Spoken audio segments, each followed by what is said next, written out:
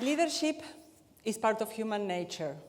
However, for some mysterious reason, we have learned to believe that leadership is only for a privileged few. When we think about leadership, most people will think about Winston Churchill, Nelson Mandela, Mahatma Gandhi. The same thing happens with creativity. People say, I'm not creative. I can never be like Pablo Picasso or the Beatles or Frida Kahlo. But what if you, or you at the back, were able to develop a set of leadership capabilities that would allow you to become the best version of yourself? Wouldn't that be cool? What if you were able to surprise all of us tomorrow or in 6 months' time, in 2 years, with a new set of abilities and behaviors and habits that can help you achieve whatever you want to achieve or to live a more fulfilled life? What if I told you that you don't have to be like Nelson Mandela? You don't have to be like Picasso. You have to be yourself. But most importantly, an aware self. I came to Australia when I was 29 years of age, and I had to lead a team of people. And because I sound like Gloria, and I do speak Spanglish, you may think that I'm like Gloria. But I'm not. I'm Silvia. I have lived half of my life in South America and almost the other half in Australia. And throughout this process, I did many things. I'm a scientist, I'm an educator, I'm a leadership author, and I'm a daughter, a mother. And in 2008, I suffered from intense depression, and I have overcome it.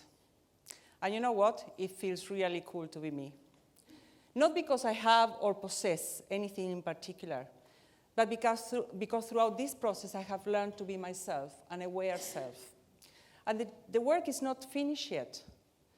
Last year I went to America to get my brain scanned, to understand what's inside my skull, and understand my behaviors and why I do the things I do.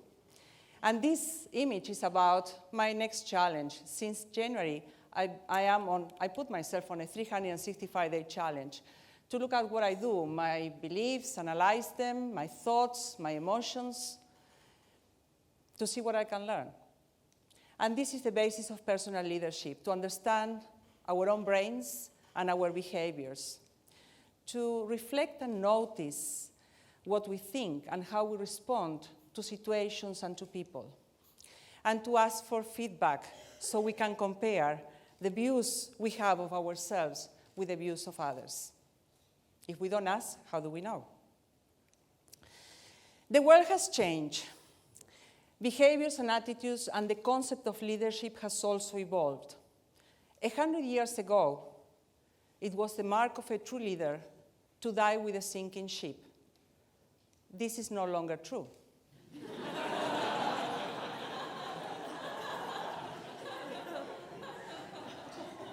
100 years ago, mothers would say to their daughters, we are women, we don't have options. You have to get married, even if you're not in love.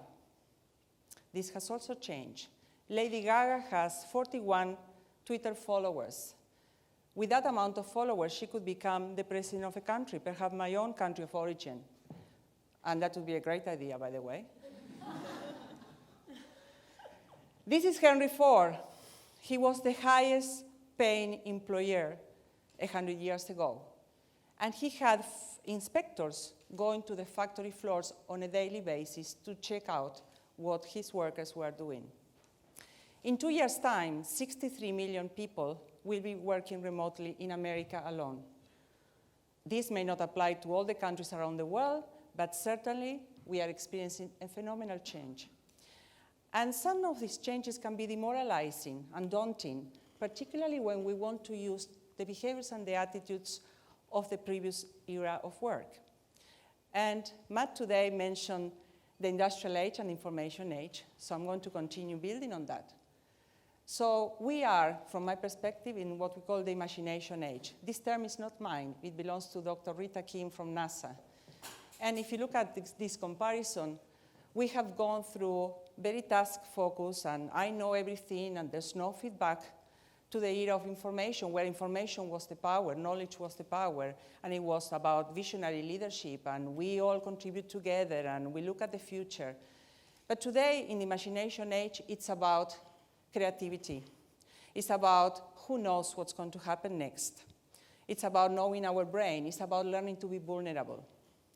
One of the biggest changes is the world is becoming a place for makers, not just takers. A maker is a creator, is someone who adds value to the economy with his or her thinking and with his or her ideas. This is where I-leadership, or personal leadership, as I call it, becomes relevant. Why? Because it takes courage and drive to create, to persuade, to influence, to move forward. It takes leadership, it takes awareness. We need leaders more than ever, says Gary Hamel, a management guru. In my opinion, we also need people who not only want to lead, but who also want to learn how to follow. Wouldn't workplaces be better if all of us could lead, but we could all follow? Okay? Things have changed. We can't use the traditional leadership models of the past, where command and control were prevailing, where we have hierarchical organizations, where the pace of work was much slower, and where there was no diversity. This is what I call leadership is upside down. And there are a few changes, which I will mention 4 of them, which will justify my statement of today. One of the big changes is that technology has created a divide, the digital and the non-digital. This is the first generation where children are teaching their parents how to use technology. If not, ask your 3-year-old to teach you how to use the iPad. And also, the younger employees can teach the experienced manager to learn new technology. But that requires an open mind, it requires listening, it requires empathy to see other people's perspectives. In the past decade, society has favored analytical over social thinking. This means that people in organizations are expected to achieve things without being connected, just looking at goals and KPIs and performance appraisals, and that doesn't make us feel good, and we become disconnected. Dr. Matthew Lieberman from the University of California has recently released a book called Social. He explains in that book that the part of the brain that is responsible for looking at numbers and goals and KPIs and deadlines is completely different to the part of the brain that we use when we want to empathize with others, when we want to understand the intentions, the emotions, the thinking of the other person. The more stressed we are, the less we use our social circuits. So leadership requires social skills.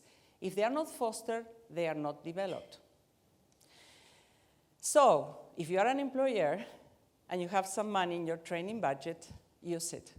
Because you cannot have a working force that knows what to do if they don't develop their leadership abilities. Number 3, in the next years, in the next couple of decades, there will be more women leaders in the workplace. And I don't know if you notice, but women communicate differently to men. We talk a lot. But we also like to lead in a different way. The last one, the future workforce will come from a global talent pool, and geography will no longer matter. We have a very young team of people, and we work across the globe. And that requires superb communication skills, a lot of listening, a lot of understanding. So there we go, no traditional leadership models. And what happened is, a couple of years ago, as I was traveling from Perth to Sydney, over the red center of Australia, I had this insight. And I thought, well, I teach leadership for many, many, many years. And we can't really use what we were using 3 decades ago. So I came up with a new leadership model. And this is my idea worth spreading. This is my I4 neuroleader model, with the brain at the center. Why? Because we now know so much about the brain that we just can't leave that aside. We can understand how our brain functions and how it impacts on our behaviors.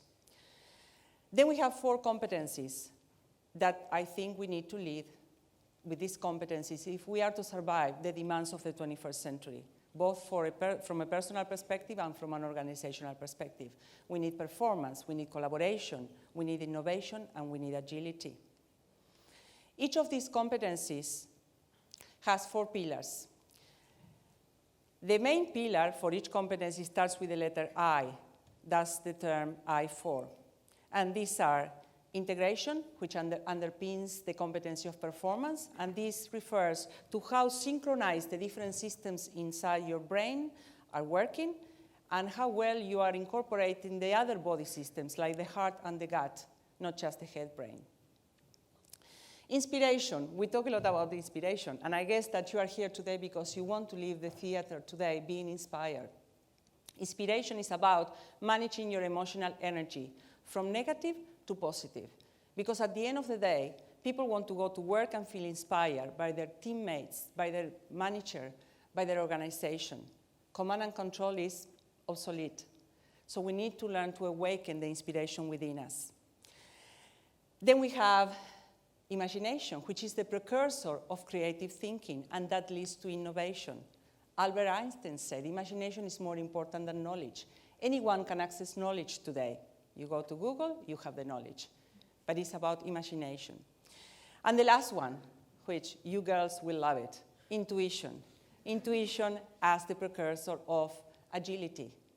We can't wait to gather all the data, all the information, because things move really fast. And this is not a women's thing. Men also have intuition. And this reminds me of Sebastian Thrun, the creator of the Google self-driving car. He had an intuition before there was any infrastructure, any data, any maps to create the self-driving car. We went around and asked people, a big survey we did, what they thought about these 4 inbuilt competencies. And particularly the intuition one was quite surprising. 88% of people said that they use intuition to make their daily decisions, and they think it's really basic to move fast and to be agile. But 76% of people said that intuition is treated with contempt in the workplace. Okay? And I think intuition will not be a taboo word anymore in the business place as the years go by. So what I just showed you, it's a map, a simple framework of the type of abilities that we all have in our bodies and brains, and we need to use them. And it's very cost-effective because anyone can activate their imagination, their intuition, their inspiration.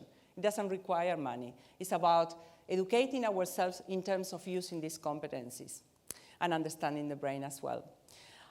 Perhaps you're sitting there a bit puzzled, a bit skeptical, a bit doubtful about how to do this. And my recommendation to you is look inside yourself. Take time to reflect. Take time to notice what you're doing on a daily basis. And if it's not working, change it. Because at the end of the day, the product that your company produces is not really your product.